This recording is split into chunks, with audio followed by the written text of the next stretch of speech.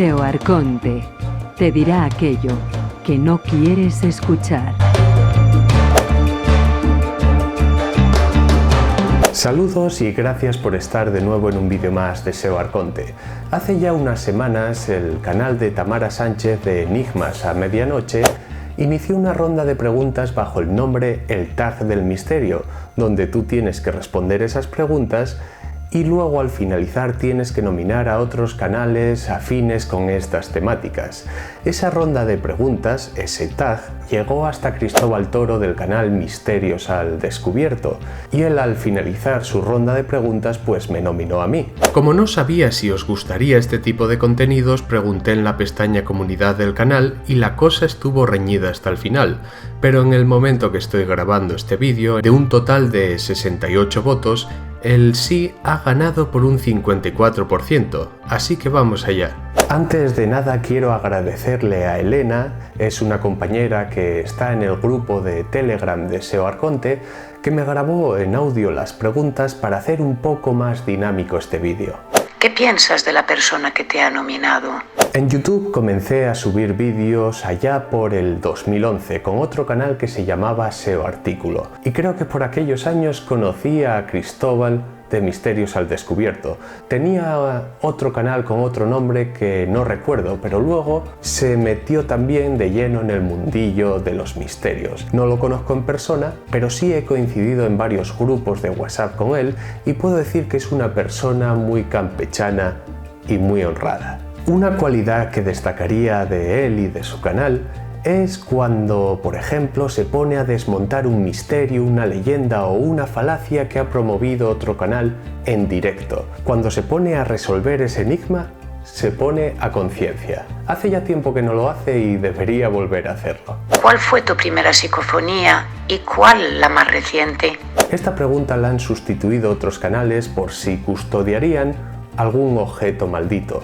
Yo, como estos objetos mejor ni tocarlos por si acaso, me remito a la pregunta original, la de las psicofonías, y os voy a poner los extractos de dos vídeos. La primera psicofonía fue en el año 2013 cuando visité una ermita abandonada y en ruinas que está a las afueras de Gijón, entre los concejos de Gijón y Pola de Siero en Asturias. De aquella me acompañaba otra perrina que teníamos antes que se llamaba Andra.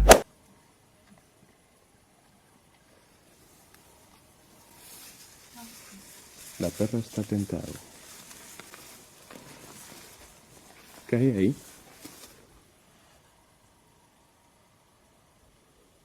Vamos, sigue, venga. La perra está tentada. La perra está tentada.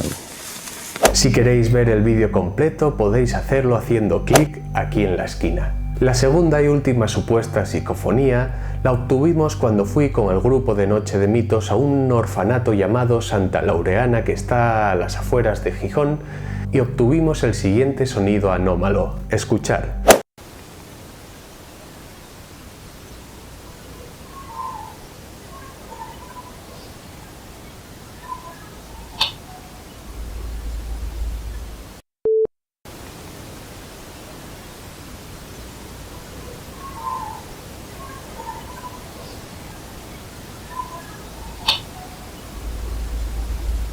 Si queréis ver el vídeo completo, hacer clic en la esquina.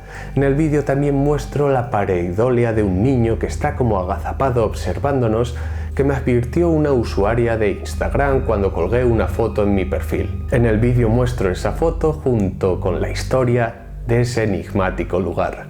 Testimonio más impactante que te hayan contado.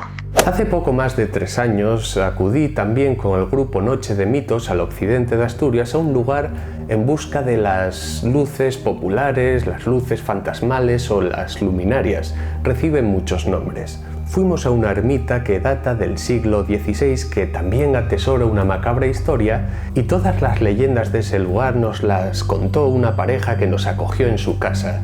El hombre desgraciadamente ya no está entre nosotros. Entre las muchas historias que nos contó de las luces fantasmales que llevaban siglos asustando a animales y personas, nos contó la macabra historia de una mujer que, si mal no recuerdo, había quedado embarazada cuando el hombre había marchado a la guerra. A esa mujer la asesinaron y la enterraron en la ermita. Pues bien, cuando fuimos a grabar el podcast a esa ermita, uno de los mejores podcasts que grabamos por el entorno y por las sensaciones, cuando estaban preparando el equipo yo fui a hacer una vuelta de reconocimiento por esa ermita. Ya había anochecido y en cierto lugar, llegando a un ventanuco, quería enfocar a la ermita por dentro. Había velas encendidas y justo ahí se me acabó la cámara. Pensé que se me había agotado la batería porque no era quien a encender la cámara y la pude encender una vez me alejé de ese lugar. Y luego me enteré que justo donde se me había apagado la cámara es donde estaba enterrada la mujer que habían asesinado. Un enigma que me ha obsesionado y que me ha llevado más tiempo investigar. Buscando lugares para ir en familia decidí buscar por la zona del lago de Sanabria. Ahí me encontré con una ruta senderista que llegaba hasta la presa rota de Vega de Tera y eso a su vez me llevó hasta la catástrofe de Ribadelago. La cuestión es que la primera vez que íbamos a ir el coche se estropeó y tuvimos que llevarlo al taller. Pasaron unas semanas y llegaba el día en que se me caducaba la ITV y yo tenía cita para la revisión del coche, justo el día que íbamos a marchar hacia el lago de Sanabria.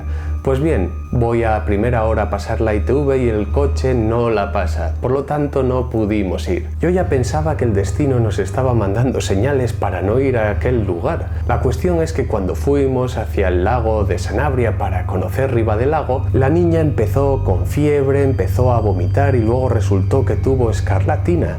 Y hasta tuve que ir a una farmacia de guardia por apiretal a 40 kilómetros de Portugal. Vamos, yo pensaba que el videoreportaje de Ribadelago no iba a poder ser posible. Luego al día siguiente la niña con el apiretal mejoró y creo que pude hacer un digno reportaje que honrase a todas las víctimas de la catástrofe de Ribadelago. Si queréis ver el vídeo completo, haciendo clic en la esquina. Una anécdota relacionada con el misterio. Pues se me ocurre una anécdota que nos sucedió cuando en una noche de Walpurgis fuimos a un búnker de la Guerra Civil Española con el grupo de Noche de Mitos. Este búnker tenía dos trincheras. En el primero decidimos grabar el podcast y allí estábamos realmente mal. Nos dolía la espalda, a mí me dolía la cabeza. El gausímetro estaba completamente loco, no paraba de detectar alteraciones electromagnéticas y hasta dos compañeros empezaron a discutir por lo mismo. Es decir, no es que uno dijera una cosa y otro dijera otra, es que los dos estaban diciendo lo mismo y estaban discutiendo y les tuvimos que decir, ¿pero os estáis escuchando que estáis diciendo lo mismo? Pues la cuestión es que nos cambiamos de trinchera, ahí las molestias desaparecieron, el gausímetro dejó de medir, ahí estaba muerto y allí grabamos el vídeo para este canal y lo curioso es que nos costó un huevo grabar el vídeo porque no podíamos parar de reírnos. ¿Qué misterio te gustaría resolver? Pues me gustaría resolver el enigma certeramente de si cuando una persona muere inesperadamente o de manera macabra en algún lugar, ese lugar se queda marcado de alguna manera en las que haya personas que puedan sentir cosas allí o que haya aparatos que puedan medir cosas tangibles. Vamos, demostrar eso al 100%. Y si es así, si pudiera ser lo mismo en los lugares de culto de las personas del Neolítico, donde realizaban sus oraciones, donde realizaban sus enterramientos o donde incluso hubo asesinatos. ¿Os imagináis? ¿Se detecta alguna especie de psicofonía y se averigua cómo se comunicaban las personas del Neolítico?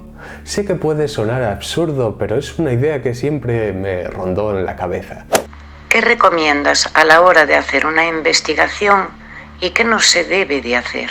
Creo que para poder recomendar algo a la hora de hacer una investigación yo mismo debería ser investigador, cosa que no soy. Hoy en día esa palabra está muy banalizada, sobre todo por aquellos que se autoproclaman investigadores y lo único que hacen es encontrar historias por internet y contarlas. Eso no es investigar. Y una cosa que creo que no se debe hacer a la hora de divulgar un caso es, por ejemplo, plasmar nuestras creencias como si fueran datos objetivos. Y os voy a poner un ejemplo. Yo cuando me metí de fondo en el caso del Paso Dyatlov, yo pensaba que en realidad había una conspiración de los militares que habían ensayado con esos excursionistas y los habían matado macabramente. Pero luego acudes a fuentes que se basan en las autopsias originales y la cosa cambia.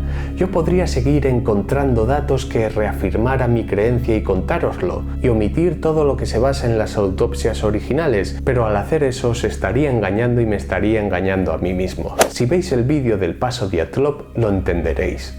Recomienda un libro. Pues yo recomendaría mi última compra.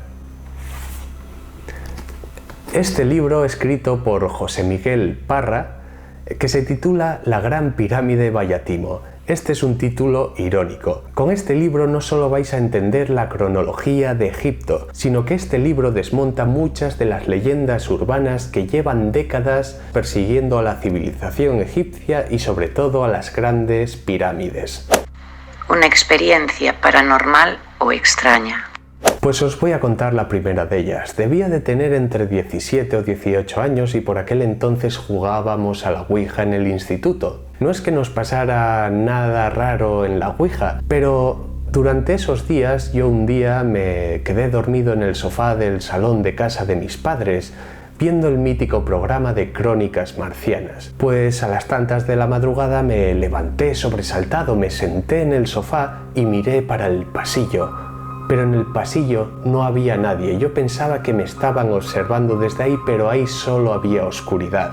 Pues bien, una sensación me recorrió de izquierda a derecha, como si algo cruzara el salón. Y cuando llegó a la derecha, en la ventana del salón teníamos una jaula, un jaulón con canarios y jilgueros. Y los pájaros empezaron a volar completamente espantados por toda la jaula y yo marché corriendo para la cama, con la consiguiente bronca de mis padres por haber dejado la televisión encendida, pero esa noche no pude dormir y desde entonces no he vuelto a participar a la Ouija, porque yo lo achaco a eso. Y como han pasado tantos años, yo en realidad no sé si eso es un recuerdo falso de mi mente o pasó en realidad.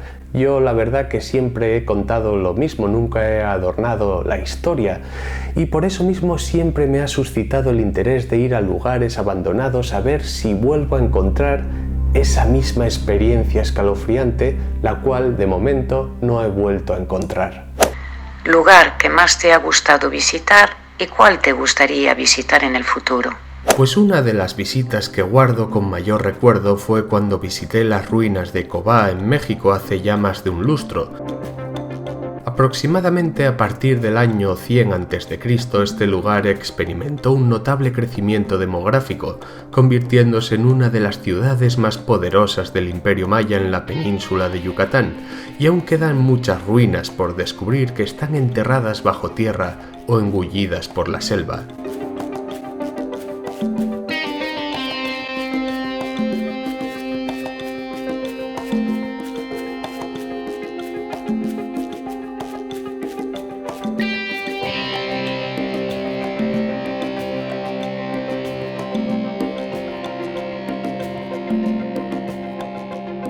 Ese mismo día también visitamos las ruinas de Tulum. El primer nombre que recibió este lugar era Zamá, que significa amanecer en maya, y recibía ese nombre por la situación astronómica de los edificios y su alineación con el amanecer. Los primeros restos de este asentamiento datan del año 564 después de Cristo, aunque la mayoría de las construcciones que quedan en pie datan de entre los años 1200 al 1450 después de Cristo. Este lugar fue una escala fundamental para el comercio y el tráfico marítimo de la época, siendo despoblada en el siglo XVI y conociéndose a partir de entonces como Tulum, que significa muralla. Y un lugar que me gustaría visitar en el futuro es un lugar que seguramente no pueda visitar en la vida, y es la cueva de Bruniquel en Francia. Se estima que es el primer templo de la historia de la protohumanidad, muchísimo antes que Göbekli Tepe o muchísimo antes que cualquier pintura rupestre adornara las cavernas de todas las cuevas del mundo. En ese lugar Se cortaron hasta 2 toneladas de estalagmitas para hacer círculos concéntricos. Allí era un lugar de culto. Y estamos hablando de cientos de miles de años, algo que parece completamente increíble. ¿Os imagináis entrar en esa cueva completamente solos y experimentar un aislamiento? Eso para mí sería lo más brutal que podría hacer con respecto a todo este tema de visitar sitios misteriosos, con leyenda o con historia. Bueno, y llegamos al final de este tag del misterio que espero que os haya entretenido y os haya gustado. Ahora me toca nominar a 3 canales que no tienen la obligación de hacerlo, pero yo los voy a citar en Twitter y espero que si visitáis sus canales, en los comentarios de sus vídeos digáis que el canal de SEO Arconte los nominó. Así que nomino a los canales de Kela, Sueños Prohibidos Blog, al canal de Fernando Silva Hildebrand, La Señal Ciencia y Misterios, y al canal de Julio J. Miranda, llamado Mundo Azul. A ver si se animan a hacerlo. SEO Arconte, el canal alternativo de la información alternativa.